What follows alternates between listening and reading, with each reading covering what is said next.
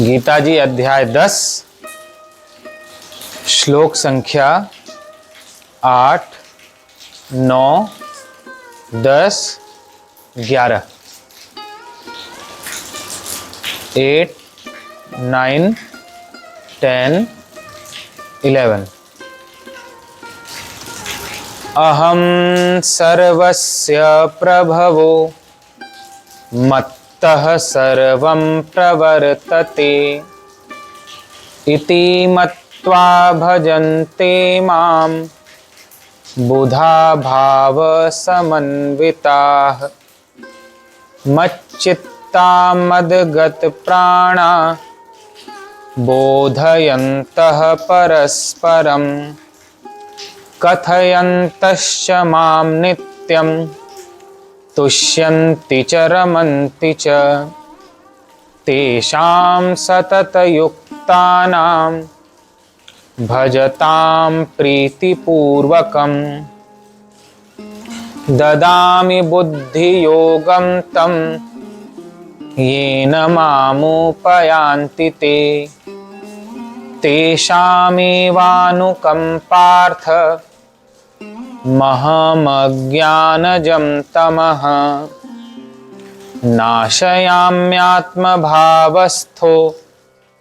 ज्ञानदीपेन भास्वता। मैं वासुदेव ही संपूर्ण जगत की उत्पत्ति का कारण हूं और मुझसे ही सब जगत चेष्टा करता है। इस प्रकार समझकर श्रद्धा और भक्ति से युक्त बुद्धिमान भक्तजन मुझ परमेश्वर को ही निरंतर भजते हैं। निरंतर मुझ में मन लगाने वाले और मुझ में ही प्राणों को अर्पण करने वाले भक्तजन मेरी भक्ति की चर्चा के द्वारा आपस में मेरे प्रभाव को जानते हुए तथा गुण और प्रभाव सहित मेरा कथन करते हुए ही निरंतर संतुष्ट होते हैं और मुझ वासुदेव में ही निरंतर रमण करते हैं। उन निरंतर मेरे ध्यान आदि में लगे हुए और प्रेम पूर्वक भजने वाले भक्तों को मैं वह तत्व ज्ञान रूप योग देता हूं जिससे वे मुझको ही प्राप्त होते हैं। हे अर्जुन, उनके ऊपर अनुग्रह करने के लिए उनके अंतःकरण में स्थित हुआ मैं स्वयं ही उनके अज्ञान जनित अंधकार को प्रकाशमय तत्वज्ञान रूप दीपक के द्वारा नष्ट कर देता हूं। भगवान अपनी सत्ता को, अपनी शक्ति को हर श्लोक में बता रहे हैं। भगवान कहते हैं कि सब कर्ता मैं हूं। इस जगत में किसी में कोई अपनी शक्ति नहीं है, एक अंश भी अपनी सामर्थ्य नहीं है। मेरी ही शक्ति से सब शक्तिमान हो रहे हैं। चाहे किसी में कम शक्ति हो, अधिक शक्ति हो, सब में मेरी ही शक्ति है। चाहे चींटी में कम शक्ति हो, वो भी मेरी शक्ति है, और हाथी में अपार बल हो, वह भी मेरा ही बल है। सबको शक्ति देने वाला मैं हूं और सब कुछ करने वाला मैं हूं। मैं वासुदेव ही संपूर्ण जगत की उत्पत्ति का, सबको बनाने वाला मैं हूं। सबको मैं जानता हूं। मुझसे ही सब जगत चेष्टा करता है। मैंने ही रजोगुण, तमोगुण, सतोगुण ये 3 गुण बनाए हैं। मैंने ही अनेक तरह के भाव पैदा किए हैं सबके भीतर। अतः सब मेरे से ही चेष्टा करते हैं। चेष्टा करते हैं यानी कर्म करते हैं, व्यवहार करते हैं। इस प्रकार समझकर जो ऐसा जानता है, जो ऐसा समझता है, उसे श्रद्धा और भक्ति प्राप्त होती है। यह समझने से कि भगवान ही सबको बनाने वाले हैं, अतः सब भगवान का है, भगवान ही परम शक्तिमान है, सब करने वाले हैं, ऐसा समझ होने से श्रद्धा प्राप्त होती है और भक्ति होती है भगवान में, यानी प्रेम होता है भगवान में। और इस प्रकार श्रद्धा और भक्ति से युक्त होने पर भक्तजन मुझ परमेश्वर को ही निरंतर भजते हैं। और जो ऐसा जान लेता है, फिर वो किसी का भजन क्यों करेगा? फिर वह क्यों किसी देवता, पितर या अन्य के प्रति श्रद्धा रखेगा, महत्व बुद्धि रखेगा? वह केवल मेरा ही भजन करता है, अन्य किसी का नहीं। मेरी ही शरण में रहता है। अन्य किसी के प्रति उसकी श्रद्धा भक्ति नहीं होती। निरंतर मुझ में मन लगाने वाले, और इस प्रकार जो निरंतर मुझ में ही मन लगाता रहता है, मेरे इस महिमा को, मेरे इस तत्व को जानकर, और मुझ में ही प्राणों को अर्पण कर देता है। मत चित्ता, चित्त मुझ में लगा देता है। चित्त जिसमें संसार के चित्र अंकित होते हैं, जैसे कैसेट, कैसेट में गाने, मूवी ये अंकित रहते हैं, उसी प्रकार हमारे चित्त में जन्मों जन्मों के चित्र, संस्कार, यादें, स्वभाव ये अंकित रहता है। और चित्त में जैसे संस्कार जन्मों जन्मों से अंकित है, जैसा चित्र अंकित है, जैसा स्वभाव बना हुआ है, वैसा ही मन बुद्धि इंद्रियों के द्वारा व्यवहार होता है।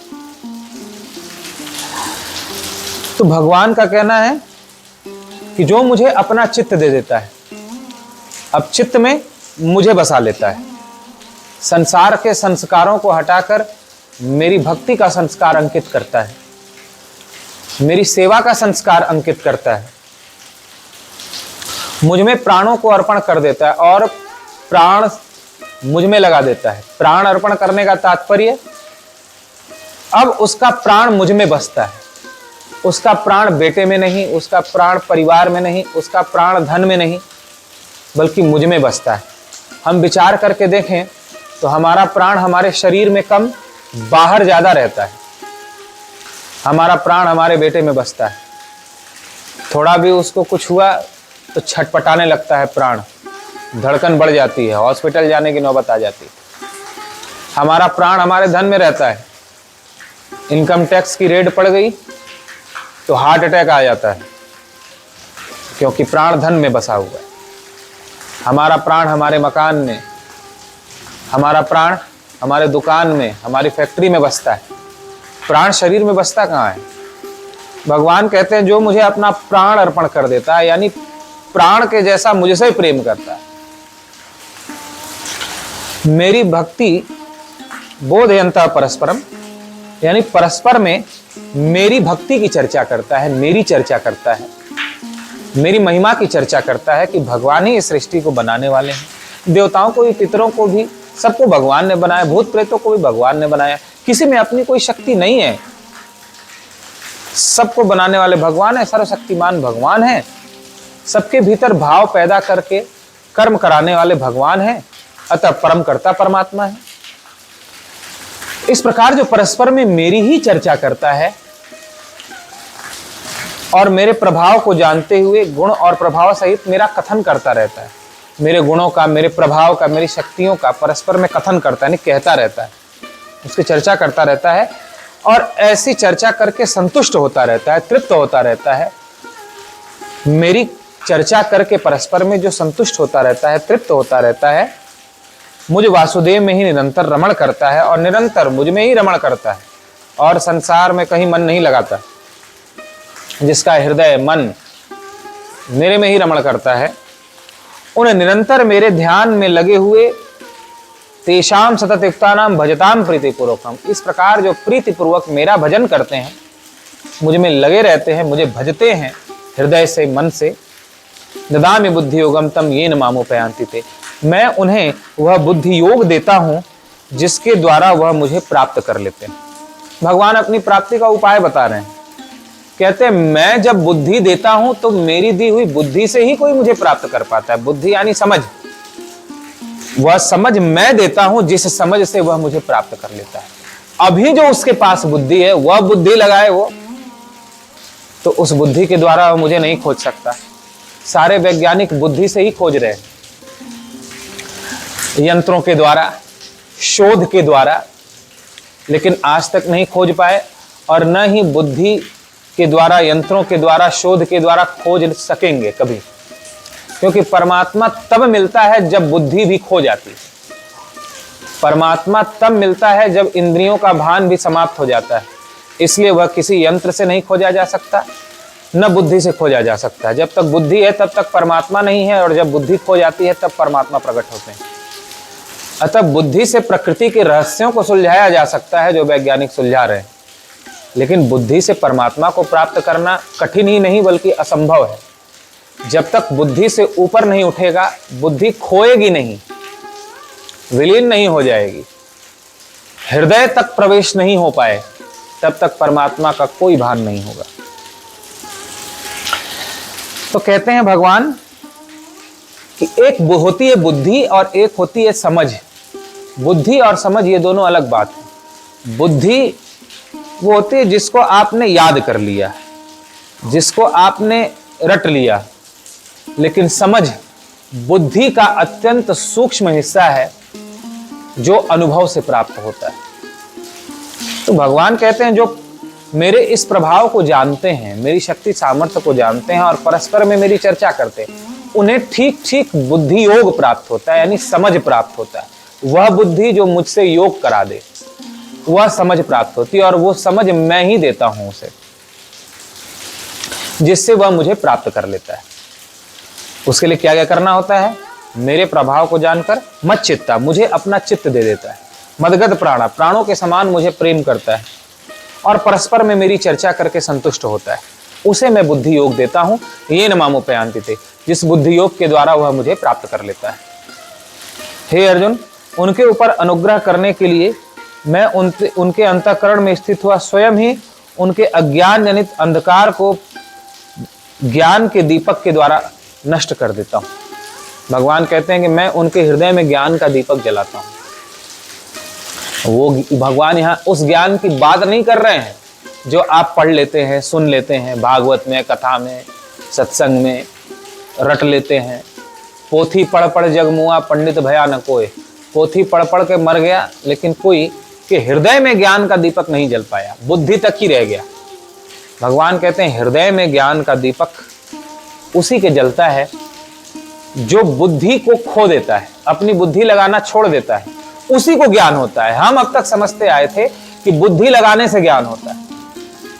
भगवान आज बिल्कुल उल्टी बात कह रहे हैं कि जब बुद्धि मिट जाती है तब ज्ञान होता है। जब तक बुद्धि लगाते हो तब तक ज्ञान नहीं होता, हृदय लगाते हो तब ज्ञान होता है, जब प्रेम करते हो तब ज्ञान प्रकट होता है।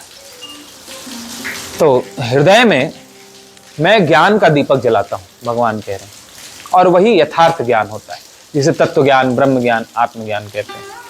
उसकी प्राप्ति का क्रम आज भगवान ने बताया, जिस पर सभी को विचार करना चाहिए।